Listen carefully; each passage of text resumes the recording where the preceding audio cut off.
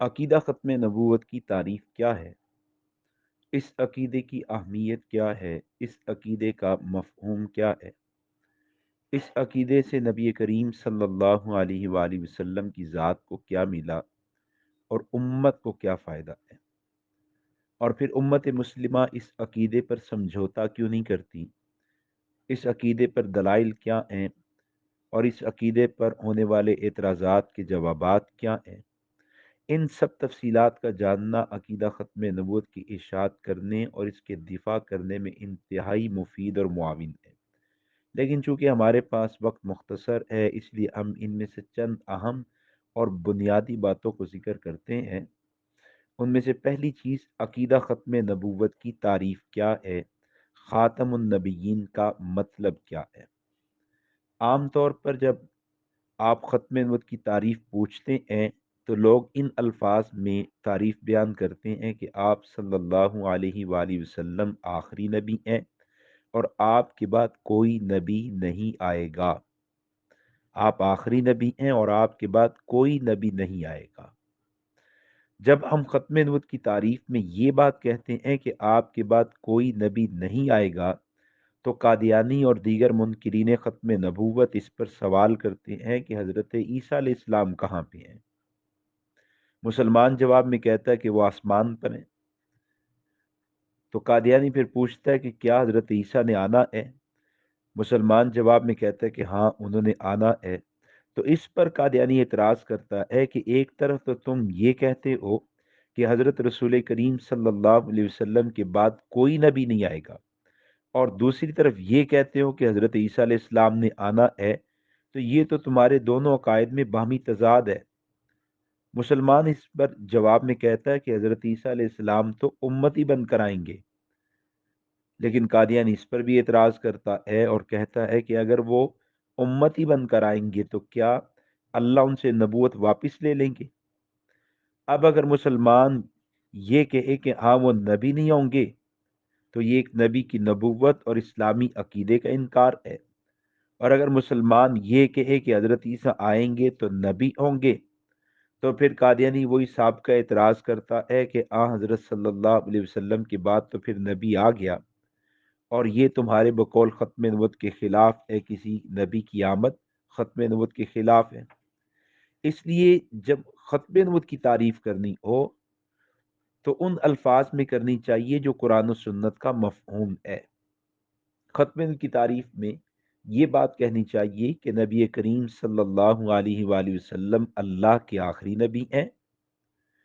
آپ صلی اللہ علیہ وسلم کی بعثت کے بعد کسی کو نبوت نہیں دی جائے گی، یا اس کو یوں بیان کر لیں کہ نبی علیہ السلام اللہ کے آخری نبی ہیں۔ آپ صلی اللہ علیہ وسلم کی بعثت کے بعد کوئی نبی پیدا نہیں ہوگا، یا آپ یوں بیان کر لیں کہ آپ صلی اللہ علیہ وسلم اللہ کے آخری نبی ہیں، آپ کے بعد نبیوں کی تعداد میں اضافہ نہیں ہوگا۔ اب اگر حضرت عیسیٰ علیہ السلام کے نزول اور دوبارہ آمد کے بارے میں کوئی سوال کیا جائے تو اچھی طرح سمجھ لینا چاہیے کہ حضرت عیسیٰ علیہ السلام کے بارے میں اسلامی عقیدہ یہ ہے کہ حضرت عیسیٰ علیہ السلام زندہ آسمان کی طرف اٹھائے گئے، زندہ ہی آسمان پر موجود ہیں، اور دوبارہ زندہ واپس تشریف لائیں گے۔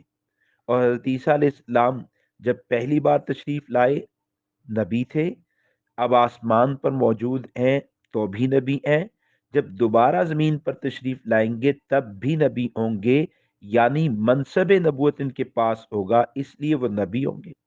لیکن ان کی یہ دوبارہ آمد نبی کی حیثیت سے نہیں ہوگی، بلکہ امتی کی حیثیت سے ہوگی۔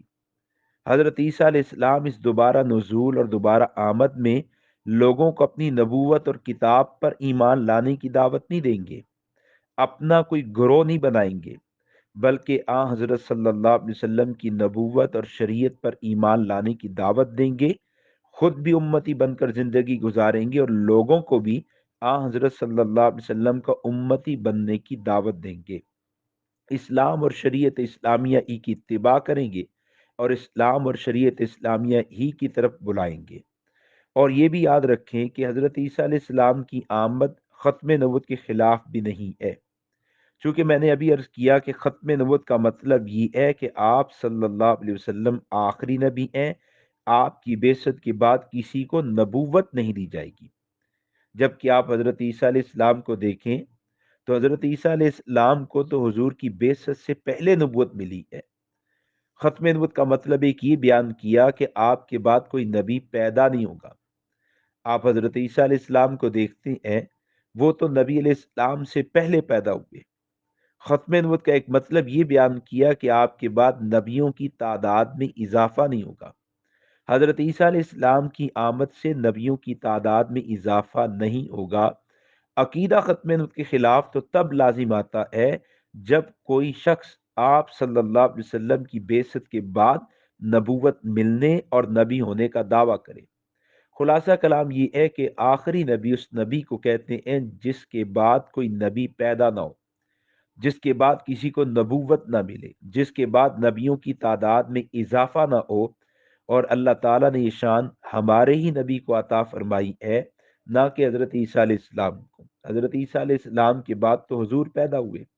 آخری نبی وہ جن کے بعد کوئی نبی پیدا نہ ہو۔ حضرت عیسیٰ کے بعد تو حضور پیدا ہوئے۔ ہاں، حضور کے بعد اللہ نے کسی کو نبوت عطا نہیں کی، حضور کے بعد کوئی نبی پیدا نہیں ہوا۔ آخری نبی وہ جن کے بعد نبیوں کی تعداد میں اضافہ نہ ہو۔ حضرت عیسیٰ کے بعد تو حضور علیہ السلام کی صورت میں نبیوں کی تعداد میں اضافہ ہوا۔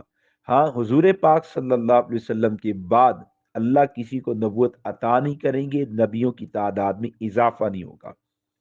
یہ جو ختم نبوت کے عقیدے پر اشکال ہے، اس کی تعریف پر اشکال ہے، یہ اشکال، یہ سوال اور اس کا جواب ہماری پرانی اسلامی کتابوں میں موجود ہے، کیونکہ علماء اسلام کا یہ طریقہ رہا ہے کہ اسلامی عقائد پر ہونے والے اعتراضات کو نقل کر کے ان کے جوابات بھی لکھ دیتے ہیں تاکہ مسلمان کا عقیدہ محفوظ رہے اور وہ کسی فتنے کا شکار نہ ہو۔ قادیانیوں نے بھی یہ مذکورہ اشکال اور مذکورہ اعتراض اسلامی کتابوں سے لیا ہے، لیکن اپنے فریبی مزاج کی وجہ سے، اپنے دجل و فریب کی وجہ سے انہوں نے ان کتابوں میں سے سوال اور اعتراض اٹھایا اور جواب نقل نہیں کیا، حالانکہ سوال اعتراض کے ساتھ جواب بھی موجود ہے، لیکن قادیانیوں نے اس جواب کو نقل نہیں کیا۔ چنانچہ تفسیر کی کتابوں کو لیں تو جب آیت خاتم النبیین جو سورہ احزاب میں 40 نمبر آیت ہے، مفسرین اس آیت کو نقل کرتے ہیں تو اس پر یہ سوال بھی ذکر کرتے ہیں اور پھر ساتھ جواب بھی دیتے ہیں۔ آپ تفسیر کشاف کا یہ حوالہ دیکھیے، علامہ زمخشری رحمۃ اللہ علیہ نے خاتم النبیین کی آیت کے تحت اس اشکال کو ذکر کیا اور پھر ساتھ اس کا جواب بھی نقل کیا ہے۔ آیت خاتم النبیین کی تفسیر لکھتے ہوئے یہ سوال اٹھاتے ہیں کہ نبی علیہ السلام آخری نبی کیسے ہیں؟ نبی علیہ السلام کے بعد تو حضرت عیسیٰ علیہ السلام نے بھی آنا ہے۔ تو پھر ساتھ ہی جواب دیتے ہیں کہ آخری نبی کا مطلب یہ ہے کہ حضور کے بعد کسی کو نبوت نہیں دی جائے گی، حضور کے بعد کوئی نبی بنایا نہیں جائے گا۔ جبکہ عیسیٰ علیہ السلام کون ہیں؟ عیسیٰ علیہ السلام تو وہ نبی جن کو حضور سے پہلے نبوت دی گئی۔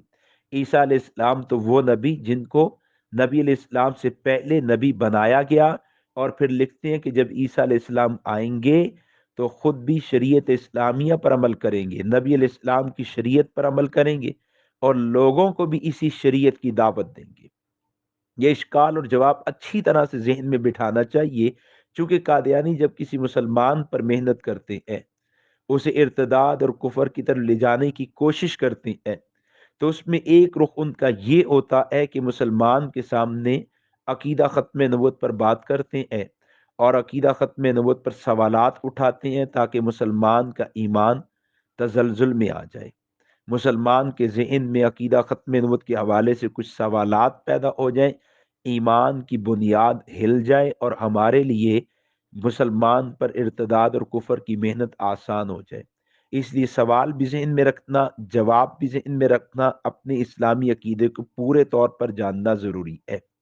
اور یہ عقیدہ ختم نبوت کتنا اہم عقیدہ ہے، اس کی اہمیت کا اندازہ آپ یہاں سے لگائیں کہ علامہ ابن نجیم رحمۃ اللہ علیہ وہ لکھتے ہیں اذا لم یعرف ان محمدن صلی اللہ علیہ وسلم آخر الانبیاء فلیس بمسلم، جو شخص یہ نہیں جانتا کہ حضور اللہ کے آخری نبی ہیں وہ مسلمان نہیں ہے۔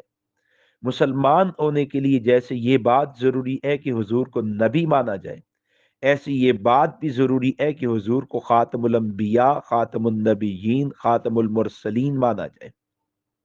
اس عقیدے کی کتنی اہمیت ہے کہ امام اعظم امام ابو حنیفہ رحمۃ اللہ علیہ کے پاس ایک شخص آیا اور اس نے پوچھا کہ حضرت بتائیے، اگر کوئی شخص نبی علیہ السلام کے بعد نبوت کا دعویٰ کرے تو دعویٰ کرنے والا کون؟ فرمایا کافر۔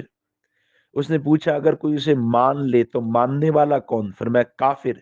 اس نے پوچھا اگر کوئی اس سے دلیل پوچھے تاکہ اس کو پرکھے کہ سچا ہے جھوٹا ہے، دلیل پوچھے، پرکھنے کے لیے دلیل پوچھے، تو یہ دلیل پوچھنے والا کون ہے؟